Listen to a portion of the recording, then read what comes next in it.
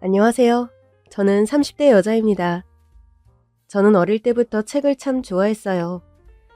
책을 읽으며 책 속의 세상에 빠지는 걸 좋아해서 친구랑 놀기보다 방에 틀어박혀 책 읽기를 좋아했어요. 어릴 때만 해도 집이 잘 살았다 보니 부모님도 친구랑 노는 것보다 책에 빠져 사는 걸 특별히 걱정하거나 하시진 않았던 것 같아요. 그러나 가세가 기울면서는 상황이 좀 달라졌죠. 작가가 되겠다고? 취업이 잘 되는 과에 가야 하지 않겠어? 부모님은 집안 형편이 어려워졌는데도 저를 대학에는 보내주려고 하셨어요. 그러나 과를 결정하는 데는 의견이 극명하게 갈렸습니다. 저는 어릴 때부터 되고 싶었던 작가가 되겠다고 했고, 부모님은 그래도 취업이 잘 되는 과를 가야 제가 앞가림을 하고 살지 않겠냐는 입장이셨죠. 그럼 그냥 대학 안 갈래. 뭐? 너 엄마랑 아빠가 얼마나 힘들게 결정한 건데 이럴 거야? 작가가 돼서도 얼마든지 잘 먹고 살 수 있어. 엄마 아빠가 밀어줄 수 있는 상황이 아니니까 그렇지. 그럼에도 저는 작가가 되겠다고 했고 결국 제가 원하는 과에 진학했어요. 다만 진학하고 보니 제 작품을 써서는 먹고 살기 힘든 현실을 알게 되었죠. 그래서 졸업 전까지는 제 작품도 쓰고 공모전도 내보다가 졸업 후부터는 전공에 맞춰 출판사에 취업했어요. 그곳에서 지금의 남편도 만났고요. 윤문을 이렇게 잘하기 쉽지 않은데 보통 실력이 아니시네요. 남편은 저의 사수기도 했는데 첫날부터 제 실력을 크게 칭찬해줬어요. 솔직히 저는 쑥스러웠습니다. 전공자면 저 정도는 다 하지 않아요? 전혀 안 그래요. 진짜 잘하는 거예요. 나중에는 본인 작품 쓸 생각도 있어요? 아니요. 작가가 되고 싶어서 전공은 했지만 솔직히 제 작품을 쓸 능력은 없는 것 같아요. 잘 쓸 것 같은데. 혹시라도 원고 쓰면 보여줘요. 혹시 알아요? 일하던 출판사에서 자기 작품이 나올지? 듣기만 해도 꿈만 같은 일이네요. 저는 신입이었던 저를 믿어준 남편과 급속도로 가까워졌어요. 우리가 사귀는 건 공공연한 비밀이 되었고 결국 몇 년 뒤 결혼하게 되었습니다. 결혼 후 아이가 바로 생기면서는 출판사를 그만두게 됐어요. 입덧이 너무 심하기도 했고 몸이 좋지 않았거든요. 대신 일하던 출판사에서 프리랜서로 일을 받아서 하기로 했어요. 마침 남편도 계속 일하고 있어서 일을 이어가는 게 확실히 수월한 편이었죠. 문제는 제가 일을 그만두면서 시어머니께서 저를 대놓고 무시하기 시작했다는 거였죠. 예, 너는 볼 거라곤 그나마 우리 아들이랑 같은 출판사 다닌다는 거였는데 꼴랑 입덧 때문에 출판사를 그만둬? 누가 보면 세상에는 너 혼자 낳는 줄 알겠다. 그게 대신 일을 받아서 좀 하고 있어요. 어디 그게 정규직이랑 비교가 되니? 이제 잘난 동서 들어올 텐데 어쩌려고 그래? 곧 시동생이 결혼을 앞두고 있던 때였어요. 동서는 초등학교 교사였는데 시어머니는 동서가 인사 온 날부터 입이 귀에 걸려 있었습니다. 각자 자기 삶이 있는 거니까요. 자기 삶? 겨우 그게 네 삶이니? 나라면 그냥 토를 하면서 다니더라도 직장은 안 때려치웠을 거다. 내 아들만 무슨 고생이니? 시어머니는 프리랜서의 개념을 잘 이해하지 못하셨고 저를 백수 취급하셨어요. 저로선 오히려 육아도 사실상 혼자 하고 있었거든요. 남편은 야근이 잦기도 했고 저는 낮부터 아이가 잠들기까지는 육아와 살림을 하다가 밤에는 프리랜서로 받은 일까지 하면서 출퇴근을 할 때보다 더 고단한 나날을 보내고 있었어요. 그러다 동서가 결혼해서 집에 들어오면서는 시어머니의 대놓고 차별이 시작됐죠. 그날은 시아버님 기일이었어요. 남편과 시동생은 일 때문에 좀 늦는다고 해서 며느리들과 시어머니만 모여 있었습니다. 예, 가서 설거지 좀 해라. 아, 저 조금 전에 했는데요. 이번에는 다른 사람이. 그럼 내가 하리? 네? 아니, 동서가 좀 하면 되죠. 동서는 음식도 전혀 못하니까.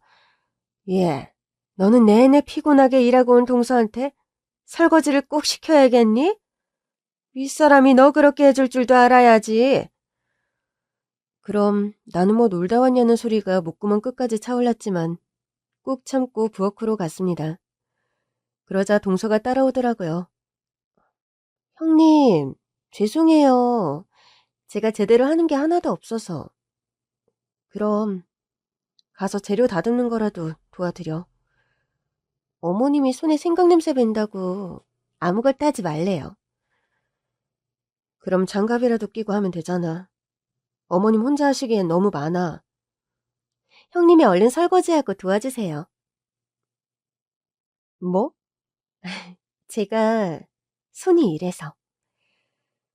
그러면서 자기 손을 보여주는데 손톱에 온갖 화려한 네일아트를 하고 있더라고요.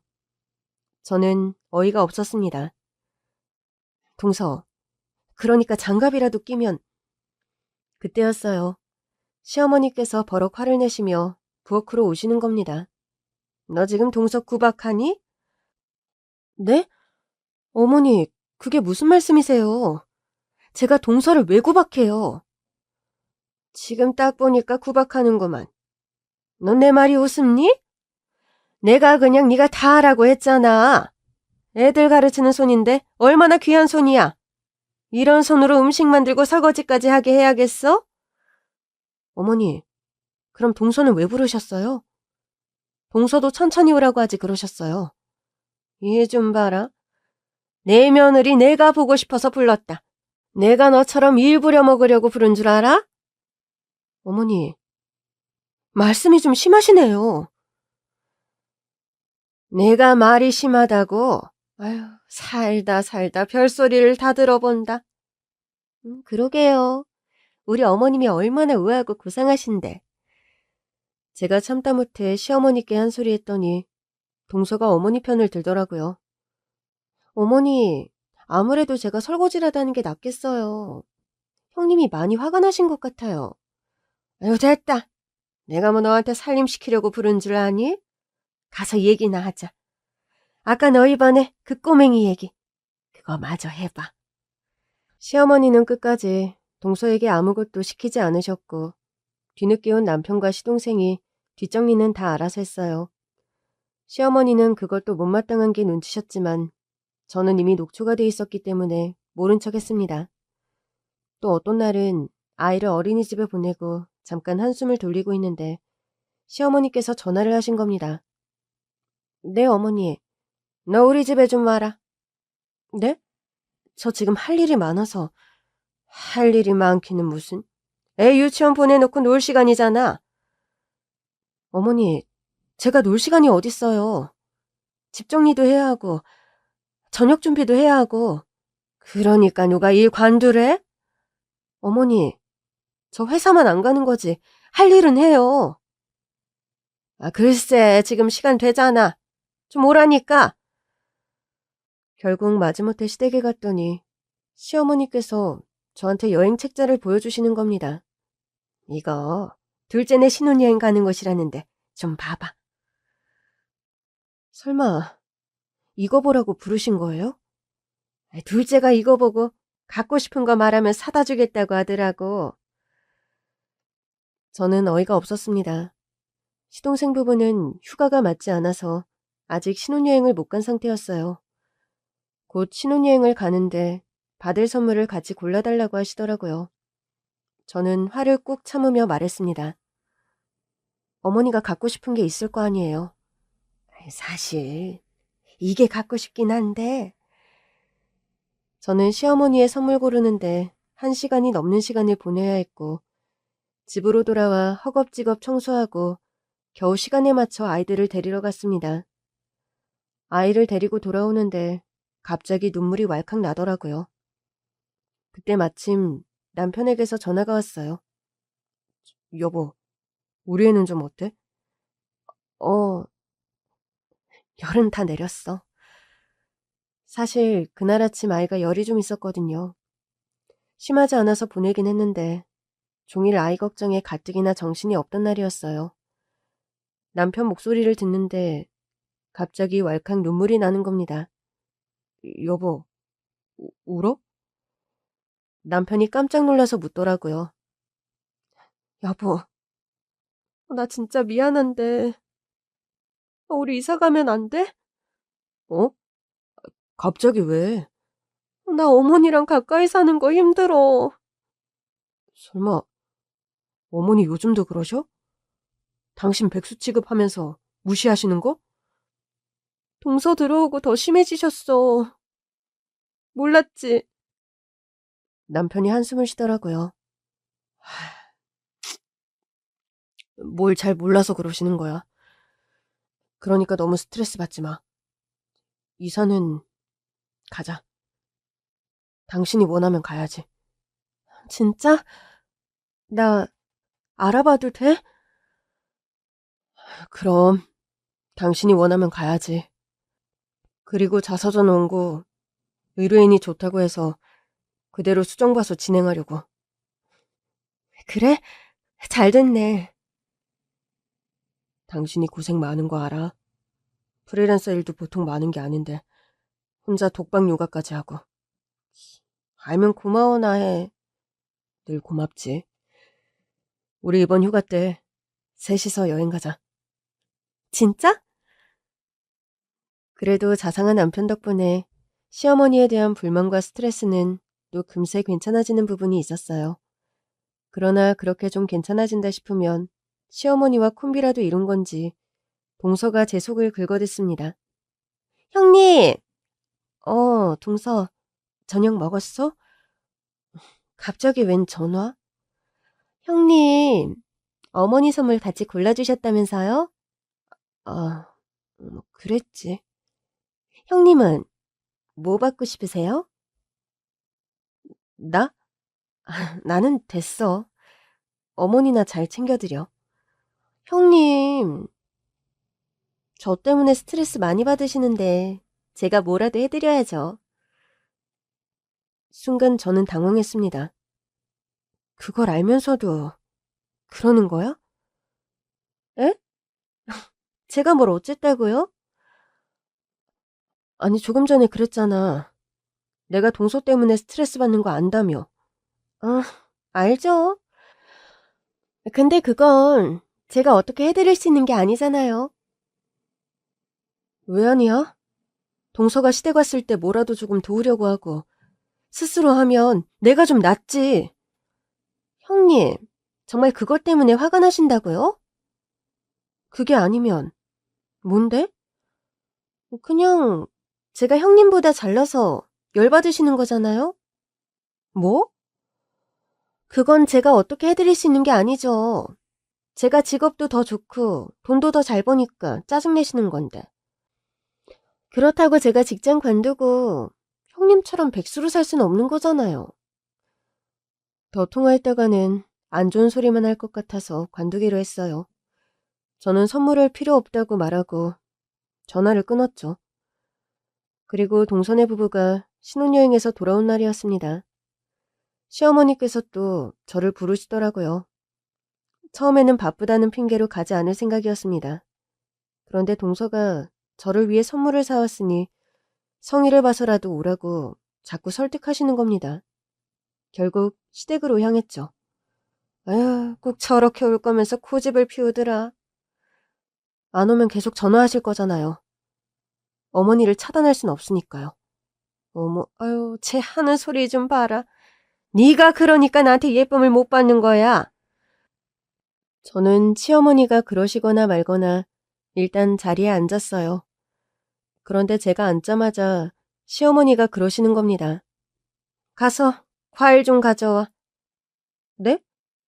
이제 막 신혼여행에서 돌아온 애들이 과일까지 잘 나와야겠니? 거실 한편에 놓인 여행 가방을 보는데 그래, 피곤하겠다 싶어서 과일은 잘라다 줬어요. 그런데 이미 부엌에 자기들끼리 먹은 밥그릇이 한가득 쌓여 있더라고요. 좀 불안했지만 모른 척 거실로 나갔습니다. 그랬더니 시어머니가 또 그러시는 겁니다. 예, 거기 설거지 봤지? 들어간 김에 설거지도 좀 하고 와. 제가 왜요? 왜긴. 여기서 설거지할 사람이 너밖에 더 있니? 그럼 내가 할까? 그러자 시동생이 눈치껏 자리에서 일어서더라고요. 형수님, 제가 할게요. 엄마, 우리가 먹은 건데 우리가 해야죠. 그럼 그렇게 하세요. 저는 그 길로 시댁을 나왔습니다. 시동생 부부가 사왔다는 선물이 뭔지도 모른 채 그냥 돌아 나왔어요.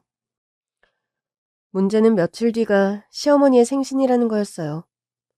초등학교 교사인 동서와 비교해 작가인 내가 고정적 수입이 없다는 걸 탐탁해 하지 않던 시어머니는 결국 동서네 부부가 신혼여행에서 다녀온 후 있었던 시어머니의 생일날도 저에게 그러셨어요. 전문직 아닌 며느리가 설거지해. 그러자 동서가 깔깔대며 그러더라고요. 형님, 그렇게 버텨봤자 형님만 손해예요. 전문직 아닌 형님이 꿇어야지 별 수 있어요? 그날은 저도 만발의 준비를 하고 갔거든요. 그래서 제가 웃으며 핸드폰에 찍힌 통장 잔액을 보여주며 말했죠. 나보다 돈 없는 것들은 다 꿇어. 그러자 제 통장 잔액을 본 모두가 개거품을 물었습니다. 형님, 이게 다 뭐예요? 이거 조작 아니에요? 전문직도 아닌 내가 무슨 재주로 통장 잔액을 조작하겠어? 이게 말이 돼요? 그러니까 말이다. 너 지금 장난치는 거지? 제가 뭐하러 이런 장난을 쳐요. 왜긴? 우리한테 복수하고 싶어서 그러는 거 아니야? 우리가 너 무시한다고 시위하는 거잖아. 그래서 제가 지금 제 통장 잔고라도 들고 와서 속이는 것 같으세요? 그래. 그게 아니고서야? 네가 이렇게 많은 돈을 갖고 있을 리가 없잖니. 여보, 우리 이사 문제 어떻게 돼가고 있지? 뭐? 니들 이사가? 네. 어머니랑 좀 떨어져서 살려고요. 뭐야? 당신이 마음에 든다고 한 아파트 자리 나왔어. 그래? 그럼 바로 계약부터 하자. 너 어디서 수작이야? 출판사 다니는 네 남편 등골 빼먹을 일 있냐? 남편 돈으로 가는 거 아니고 여기 찍힌 제 돈으로 가는 거예요. 말도 안 되는 소리 하지 마. 어디서 수작이야? 내가 믿을 줄 알아? 엄마, 이 돈, 이 사람 돈 맞아요. 얘가 이런 돈을 어디서 난다고 이래? 이 사람 능력으로 번 거예요. 아니, 백수 주제에 뭐로 돈을 번다는 거야? 복권이라도 당첨됐냐? 어머니, 이 정도셨어요? 내가 뭘? 우리 결혼한다고 인사 왔을 때만 해도 이 정도는 아니셨잖아요. 그때도 마음에 든다고는 안 했다. 그냥 너랑 같은 출판사 다닌다길래 둘이 벌면 먹고는 살겠지 싶어서 별말 안 한 거지. 그래서 이 사람이 일 관둔 다음부터는 이렇게 무시하셨어요? 그래. 내 아들 등골 빼먹는 게 열받아서 그랬다. 이 사람 출판사에서 꽤 유능한 직원이었어요. 아이 태어나면서 프리랜서로 일한 거고요. 글쎄 프리랜서인지 뭔지 고정 수익이 없는 거잖아.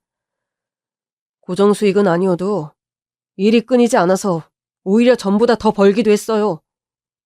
그렇다고 쳐도 이렇게 돈을 많이 벌었다고? 그건 벌었다기보다 불린 거죠. 어떻게? 제가 유명한 투자가 자서전을 썼거든요. 그래서 그 투자가가 너한테 돈이라도 많이 줬다 이거냐? 결과적으론 덕분에 많이 벌게 됐죠. 그 투자가의 자서전을 써주다가 투자에 눈을 떴으니까요. 투자? 네. 그 덕에 종잣돈이 이만큼 불어난 거고요. 종잣돈이 얼마였길래? 지금 통장 잔고에 찍힌 건 20억이잖아. 종잣돈은 1억이었어요. 내 아들 주머니에서 나온 거지? 아니요. 제가 번 돈으로 조금씩 불려서 1억까지 만들고 그 돈으로 계속 투자해서 현재 20억이 된 거예요. 아니, 그게 어떻게 가능해? 가능하더라고요. 저도 1억 마련할 때까지만 해도 그 돈이 20억이 될 줄은 몰랐어요. 아니, 그럼 그 돈이 정말 네 돈이라고? 네. 동서도 믿기지 않는지 반박했습니다. 형님, 그거 불법으로 불린 거 아니에요? 왜? 내가 동서보다 돈이 많아지니까 배 아파? 아니, 말이 안 되잖아요. 어떻게 형님이 20억 자산가가 돼요? 그러면서 그동안 왜 참으셨어요? 나한테 중요하지 않았으니까. 나는 동서나 어머니보다 내 남편, 내 아이랑 행복하게 사는 게 더 중요했어. 그래서 투자도 시작한 거고. 그럼 그렇다고 미리 말씀을 하시지. 왜? 나한테 전문지간이면 꿀으라더니 돈 없으면 꿀으라니까 자존심 상해? 아니 뭐 제가 20억은 없어도 평생 먹고 살 걱정은 없거든요. 막말로 형님이 또 어디 투자하다가 날릴지 어떻게 알아요? 아유, 그렇지. 투자로 불린 돈 투자로 날릴지 또 어떻게 알아? 두 분 다 제가 돈을 날리기를 바라는 것처럼 말씀하시네요. 아니, 솔직히 그렇지 않니? 쉽게 번 돈은 원래 쉽게 날리는 거다. 저 쉽게 번 거 아닌데요? 저 엄청 열심히 공부해서 번 거예요. 그래도 매일 나가서 애들 가르치는 선생님보다 힘들까? 그래서 어머니가 동서를 편애하는 이유가 단지 힘든 직업을 가져서라고요? 그게 아니라 공무원이라 그런 거잖아요. 그래, 나도 공무원 며느리 보고 싶은데 둘째 아들이 공무원 며느리 데리고 와서 좋았다. 그게 뭐 그렇게 잘못한 거니? 아니요. 좋으실 수도 있죠. 근데 뭐가 문제라고? 돈 가지고 유세야? 저만 유세 부렸어요? 어머니는 어머니 직업도 아니고 동서 직업 가지고 저한테 유세 부리셨잖아요. 뭐야? 솔직히 그렇잖아요. 어머님이 임용고시 합격해서 선생님이 되신 거면 유세를 부리셔도 이해할 것 같아요. 근데 동서가 이룬 거로 어머님이 그러시는 건 좀 이상한 것 같아서요. 내가 이상하다고? 네, 죄송하지만 정말 그래요. 동서가 초등학교 선생님이라고 어머님이 초등학교 선생님인 것도 아닌데 그게 왜 그렇게 자랑이세요? 내 맘이야. 내 맘이라고. 그러니까요. 동서가 이룬 거로도 본인 일처럼 자랑하시면서 왜 저는 제가 열심히 노력해서 이룬 거로 자랑하는데 뭐라고 하세요? 제가 열심히 일하다가 얻은 노하우로 열심히 공부해서 투자해서 이룬 거예요. 저야말로 자랑할 만하죠. 그때였어요. 갑자기 동서가 제 편을 드는 겁니다. 그러네요. 형님이 자랑할 만하네요. 뭐? 둘째 너? 뭐라고 했니? 형님 말씀이 딱 맞잖아요. 어머님도 참. 제가 교사인 걸로 왜 그렇게 유세를 부리셨어요? 뭐? 형님 말씀이 맞아요. 저는 열심히 공부해서 제가 교사 된 거잖아요. 제가 좀 잘난 척했던 건 형님도 이해하신다는 거죠? 내가 이해하면 뭐가 달라져? 형님, 저는 형님이랑 늘 잘 지내고 싶었어요. 어머님이 중간에 끼어서 자꾸 형님 보고 백수라고 하고 저랑 다르게 능력 없다고 자꾸 험담을 하시니까 저도 어쩔 수 없이 동의하는 척 했던 거예요. 근데 형님, 저 진짜 고생 많았어요. 가난한 집에서 태어나서 교대 가느라 진짜 얼마나 고생했는데요. 제가 지금 이렇게 잘난 척하고 다녀도 예전에는 완전 쭈구리였다니까요. 동서가 갑자기 전혀 몰랐던 얘기를 하더라고요. 쭈구리라니, 왜? 돈이 없어서 다른 애들이랑 다르게 매점 한 번 가는 것도 어려웠거든요. 그런 학창시절을 견뎌서 교대 간 거라니까요. 동서가 갑자기 사연으로 호소를 하며 시어머니와 거리를 두더라고요. 그러자 시어머니께서 어이가 없다는 듯 말씀하셨어요. 아니, 너 집 엄청 잘 살았다고 하지 않았니? 그거야. 어머님이 처음 인사드릴 때부터 형님이 별거 없다고 자꾸 험담하시니까 저는 뭐라도 있는 척 한 거죠. 어머님이 그러셨잖아요. 형님은 직업도 그냥 출판사 말단이고 집안도 별거 없다고. 뭐 예전에는 잘 살았다는데 쫄딱 망했다더라. 그러시는데 우리 집은 애초에 쫄딱 망할 것도 없었다고 어떻게 말을 해요? 정말 기가 차서. 그럼 나한테 거짓말을 했단 말이야? 뭐 좀 하면 어때요? 막말로 어머님은 제 직업만 보셨잖아요. 너 지금 줄 갈아타는 거니? 어머, 어머니. 그렇게 말씀하시면 제가 뭐 어머니 줄이라도 잡고 있었던 것 같잖아요. 막말로 어머님이 뭐 잡을 줄이나 있어요? 뭐야? 이제는 시어머니랑 동서가 싸우기 시작하더라고요. 살다 살다 어머니랑 동서가 싸우는 걸 다 보네요. 늘 둘이 편먹고 저 무시하는 데만 마음이 맞는 줄 알았는데. 형님, 그런 거 아니라니까요. 제가 어머니한테 가스라이팅 당한 거예요. 뭐? 내가 뭐 가스를 어쨌다는 거야? 어머니, 가스라이팅도 모르세요?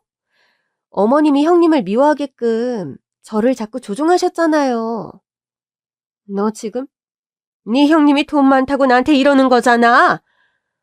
그러니까 어머님은 왜 아무 노력도 안 하면서 형님 흉만 보세요? 형님은 그 사이에 이렇게 대단하게 발전하셨잖아요. 시어머니는 결국 할 말을 잃으셨고 저는 시어머니 앞에 생신 선물을 내놓았습니다. 두 분 그만 싸우시고요.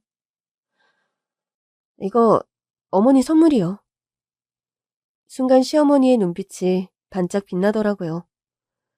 아유, 이게 뭔데? 어머님이 좋아하시는 거요. 어머, 이거 명품 아니니? 사실 명품 안 할까 하다가 한 번은 해드리고 싶었어요. 왜 전에 동서가 결혼하면서 명품 가방 사드렸다고 많이 좋아하셨잖아요.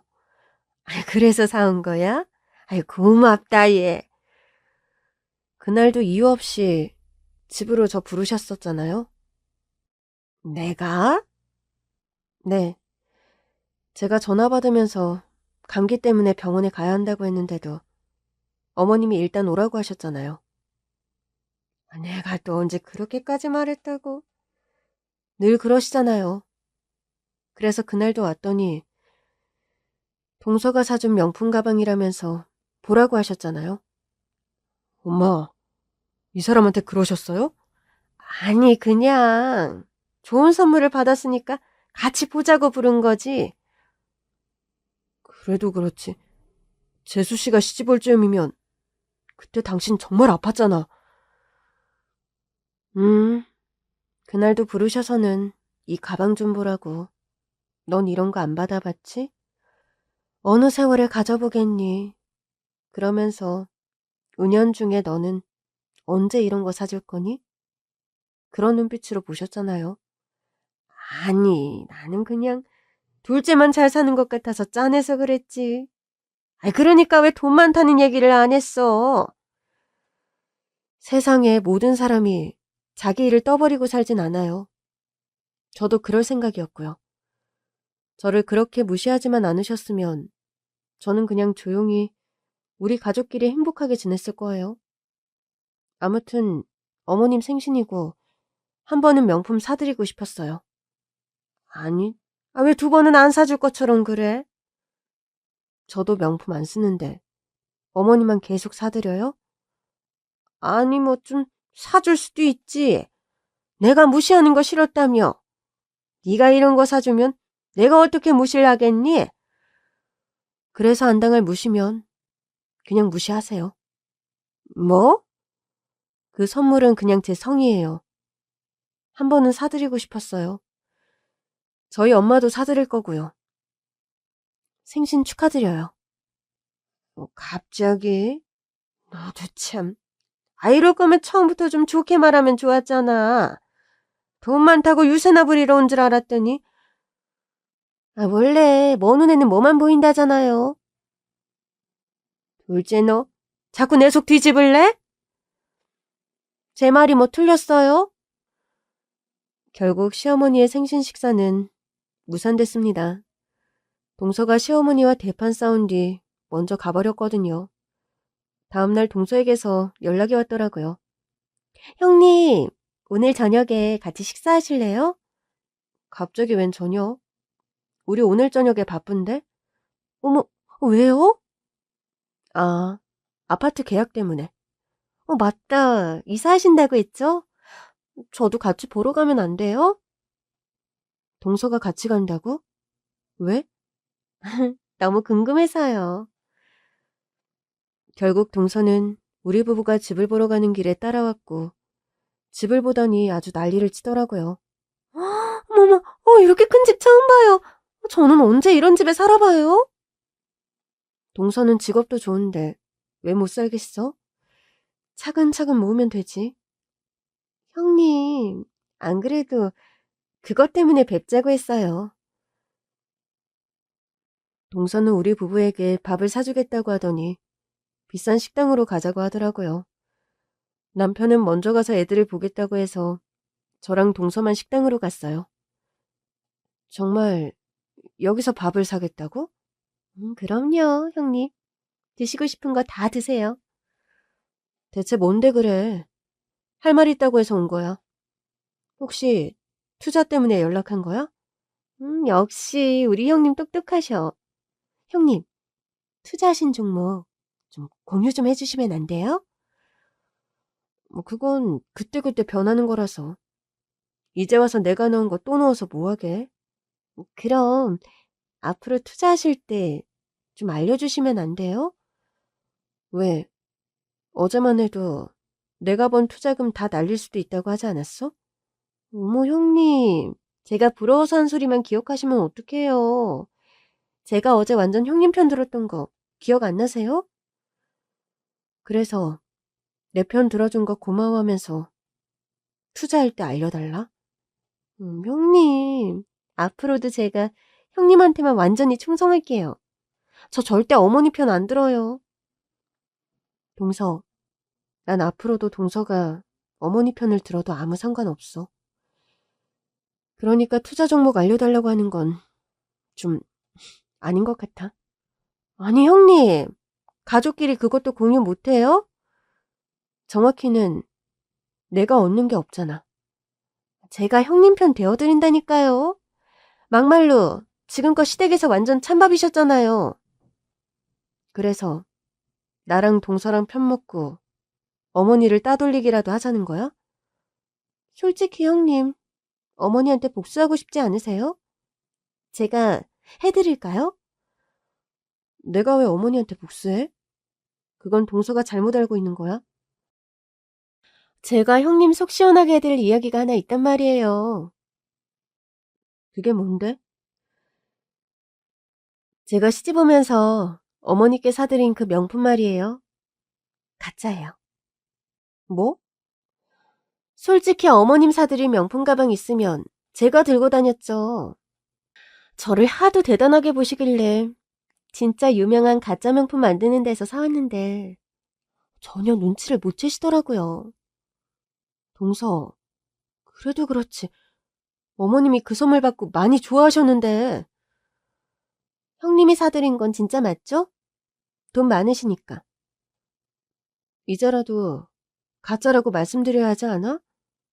어디 가서 진짜인 줄 알고 자랑하다가 들통이라도 나면 어머님이 만나고 다니는 사람들 다 뻔한데 누가 그걸 알겠어요?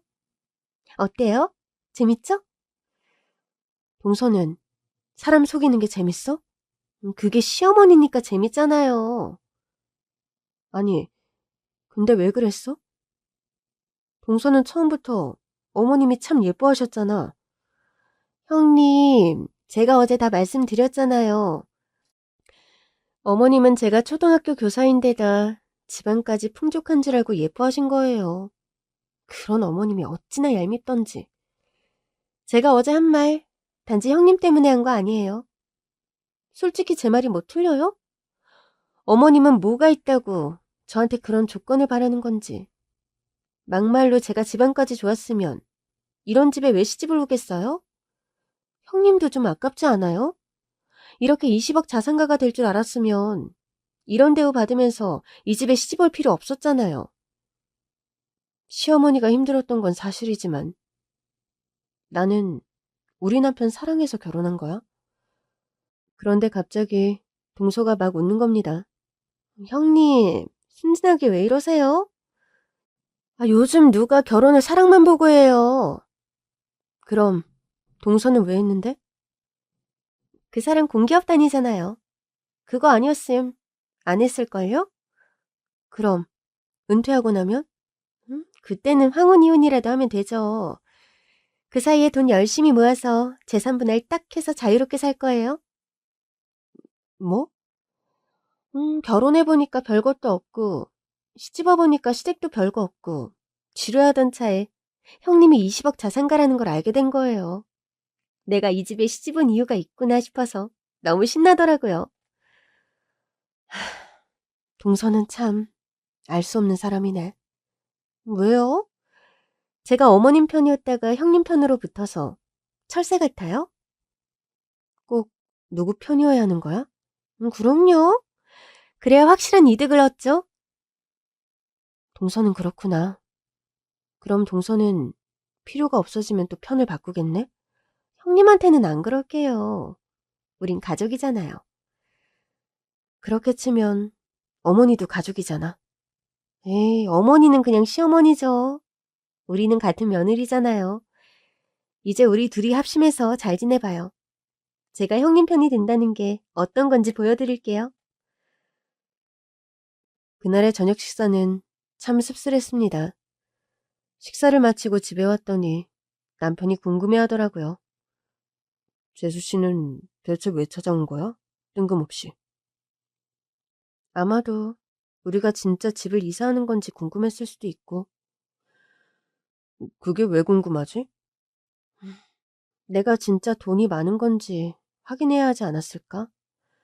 통장 잔고는 있지만 우리 사는 건 전이랑 똑같았으니까.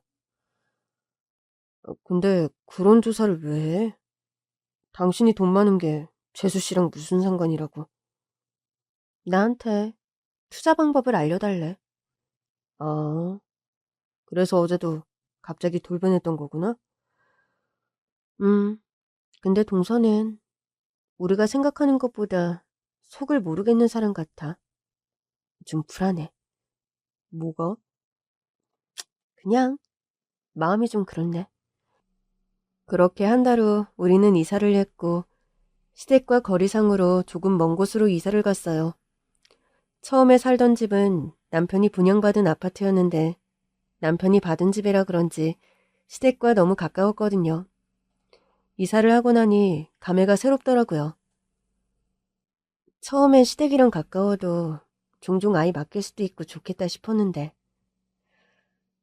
지금은 어때?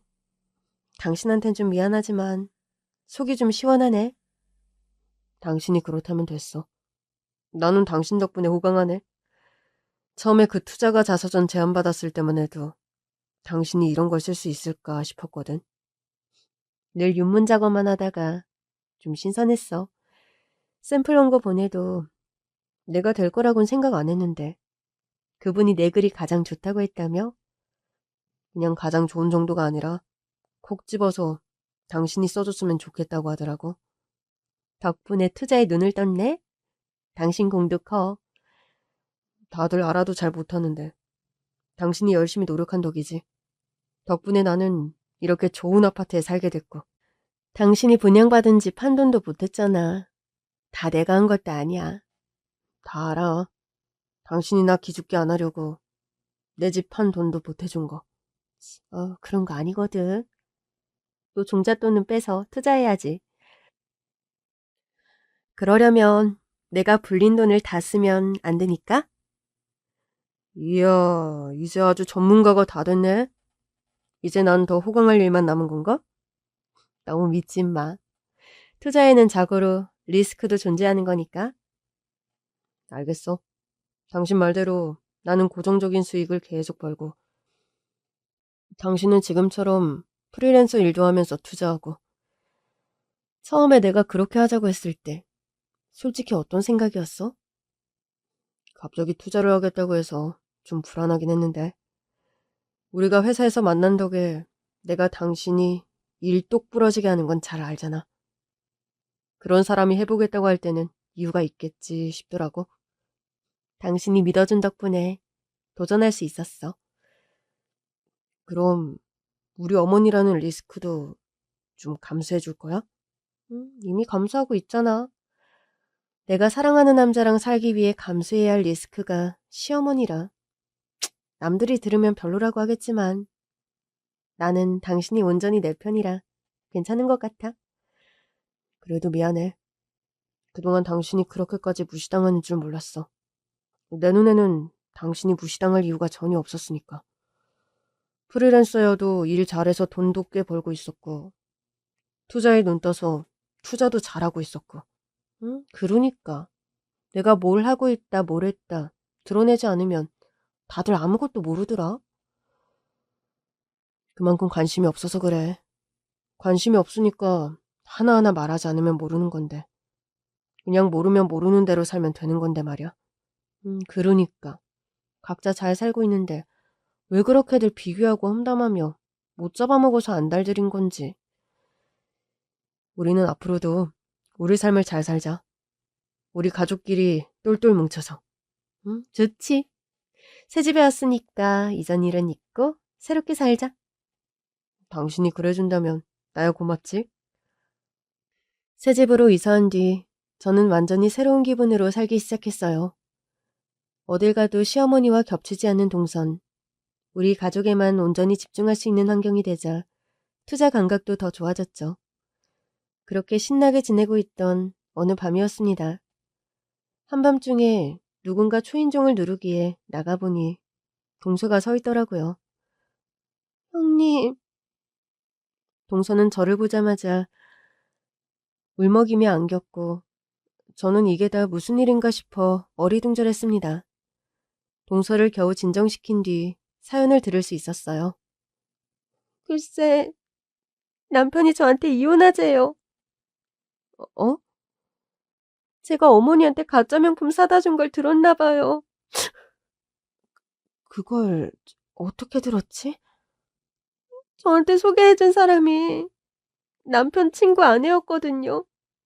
부부 동반 동창 모임 나가서 알게 된 여자였는데 그 여자가 온몸에 명품을 휘감고 왔더라고요.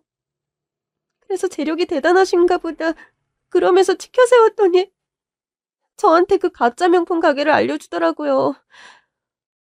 근데 그것 때문에만 이혼하자고 했다고? 안 그러면 뭐가 있겠어요. 저 절대 이혼 못해요. 아니, 전에는 황혼 이혼하니 어쩌니 하더니. 형님, 그냥 한 소리를 왜 매번 그렇게 진지하게 받아들이세요? 동서, 그건 그냥 할 수 있는 소리가 아니지.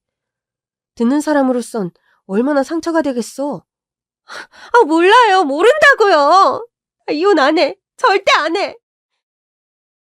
한밤중에 남의 집에 와서 난동을 부리질 않나. 기가 차긴 했지만 일단 시동생에게 연락했더니 이미 시댁에 가 있더라고요. 결국 남편과 동서를 데리고 시댁으로 갔습니다. 서방님, 한밤중에 이게 다 무슨 일이에요? 형수님, 죄송해요. 저 사람이 형수님을 찾아갈 줄은 꿈에도 몰랐어요. 진짜 남사스러워서. 뭘 잘했다고 형수님을 찾아갔대요? 당신 정말 이럴 거야? 왜 어머님을 찾아온 건데? 당신이랑 이혼한다고 말씀드렸고 당신이 들인 가방도 돌려달라고 했어. 그러나 시어머니는 그 가방을 꼭 끌어안고 계셨어요. 아니, 니들이 이혼을 하든 말든 이 가방은 내 거지. 왜 이걸 돌려주래? 그냥 이 사람한테 돌려주세요. 그만 들고 다니시고. 내가 이 가방 들고 다닐 때마다 내 옆에 애들이 얼마나 부러워하는데. 그러니까 돌려주세요. 뭐? 안 돼! 니들이 이혼하든 말든 이건 내가 받은 선물이잖아. 아무래도 시동생이 시어머니께 그게 가짜 가방이라고는 말씀을 못 드린 것 같더라고요. 제가 똑같은 거 사드릴게요. 지난번에는 2번은 안 사줄 것처럼 그러더니. 아유, 됐다. 내가 네 말을 어떻게 믿어? 너 돈 많다고 니들만 좋은 동네로 이사가 버렸잖아. 요즘 내가 얼마나 심심한 줄 아니? 아무튼 서방님도 뜻이 있어서 그러는 걸 테니까 그 가방은 돌려주세요. 아, 싫다니까. 이건 내 거야. 이들이 이혼하는 거랑 내 가방이랑 무슨 상관이라고 이래? 그때였어요. 동서가 어이가 없다는 듯 시어머니를 노려보더라고요. 어머니는 생각이 있는 거예요, 없는 거예요? 뭐? 아, 이게 또 시비네. 넌 이혼당하는 와중에도 시애미한테 시비를 거니? 도대체 집에서 뭘 배운 거야?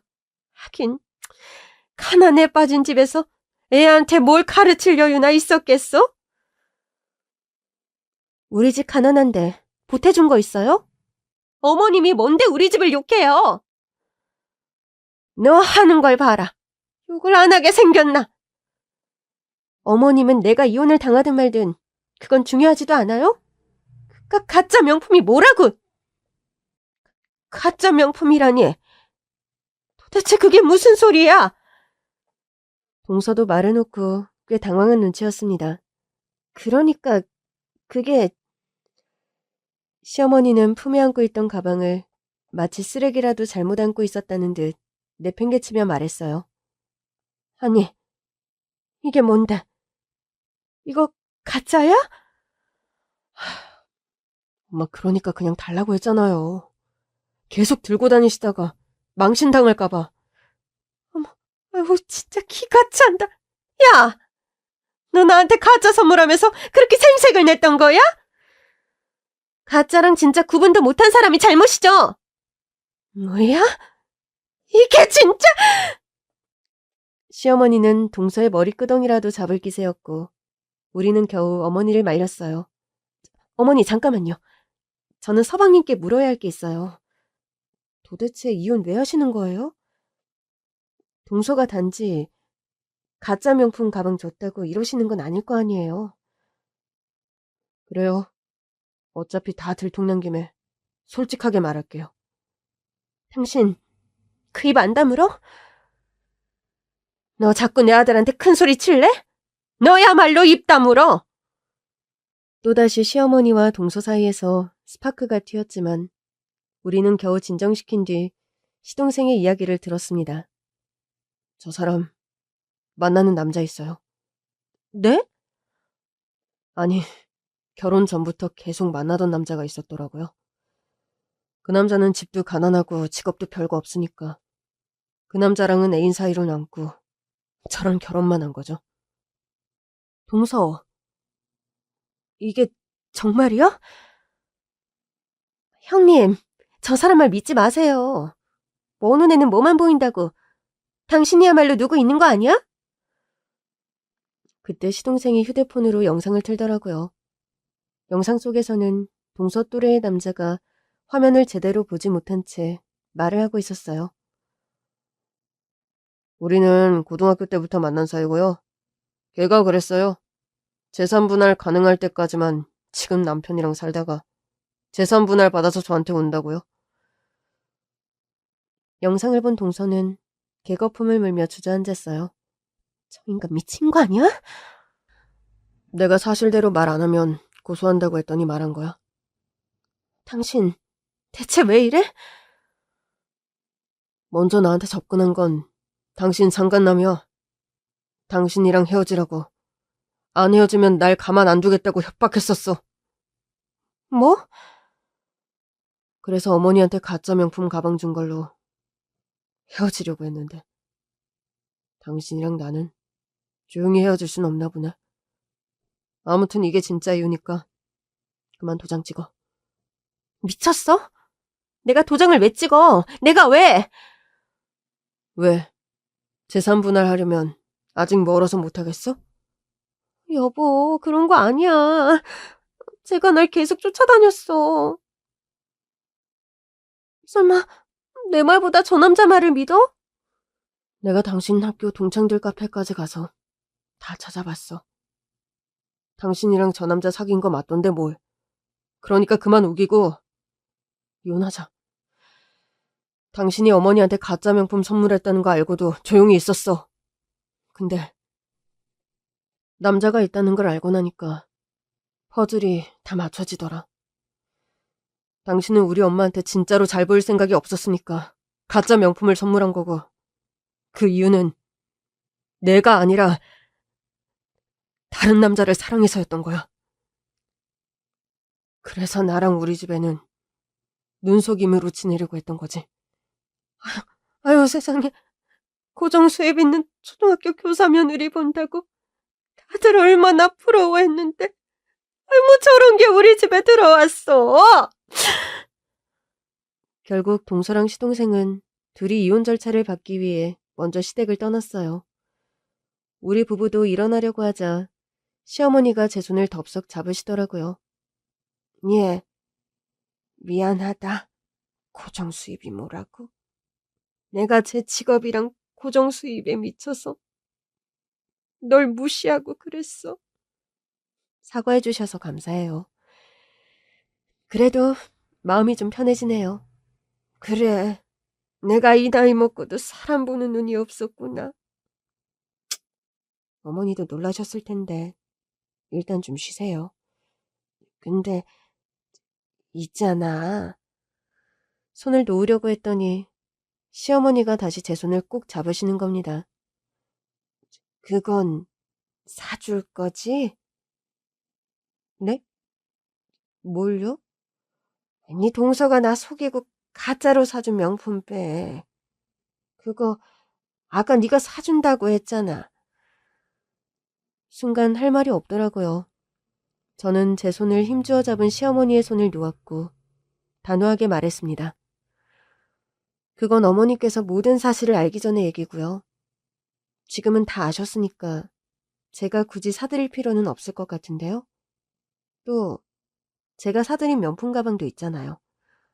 그렇긴 하지만 그래도 하나 더 갖고 싶은데 요즘은 돈 더 못 불렸니? 하긴 돈을 계속 불리는 게 쉽진 않겠지. 예, 너 돈 많다고 너무 그러는 거 아니다. 다 늙어가는 시어머니 명품 가방 2개 사준다고 누가 욕하는 것도 아니잖아. 어머니, 그만하세요. 이 사람도 피곤해요. 저희 갈게요. 아, 예. 방구석에서 투자나 하는 애보다 내가 피곤하지. 나 지금 피해자잖아. 둘째 며느리한테 사기당한 피해자. 어머니, 동서가 가짜 명품을 진짜라고 속인 건 잘못이지만 진짜 피해를 본 건 어머니 둘째 아들이죠. 서방님 걱정은 안 되세요? 그러니까 누가 저런 물건이랑 결혼하래? 하여튼 아유, 초등학교 교사만 아니었어도. 왜요? 고정 수입 있는 며느리 참 좋아하셨잖아요. 아, 고정 수입이 있으면 뭐하니? 속빈 강정인데. 시댁을 나오는데 밖이 푸르스름한 새벽이더라고요. 아, 이게 다 무슨 일인지 모르겠다. 그러니까 당신 피곤하지? 당신이야말로 어떡해? 가서 바로 출근 준비해야겠는데? 나는 괜찮아. 얼른 가자. 내가 운전할까? 괜찮습니다. 제가 모시고 가겠습니다. 그나저나 서방님은 괜찮을까? 그러니까 이혼 절차는 잘 밟을지 모르겠네. 재주씨가 아나무인으로 나올 것 같아서. 결국 서방님과 동서는 이혼 소송까지 갔어요. 물론 서방님이 승소했죠. 결국 이혼했고 동서는 한 푼도 가져가지 못한 채 이혼을 받아들여야 했습니다. 요즘도 종종 저는 달갑지 않은 전화를 받습니다. 시어머니는 요즘도 명품 가방 하나 더 안 사줄 거냐고 전화를 하시고 동서는 차단했는데도 다른 번호로 연락이 와서는 투자 종목 좀 알려달라고 하고 자기 지금 직장에도 바람난 게 소문나서 관둘판이라고 동정심으로 호소하네요. 그러나 또 차단하면 되죠. 저는 무엇보다 새 보금자리에서 우리 가족의 하루를 성실하게 살고 있어요. 남편도 이사 후 마음에 더 여유가 생긴 건지 요즘은 틈날 때마다 살림과 육아에도 적극적입니다. 비로소 균형을 잡아가는 요즘, 저는 하루하루가 기대되고 행복해요. 투자에 관한 공부도 계속 열심히 하고 있고요. 누가 무슨 소리를 하든 앞으로도 신경 끄고 우리 가족의 행복을 위해 더 노력하면서 즐겁게 살아가려고요.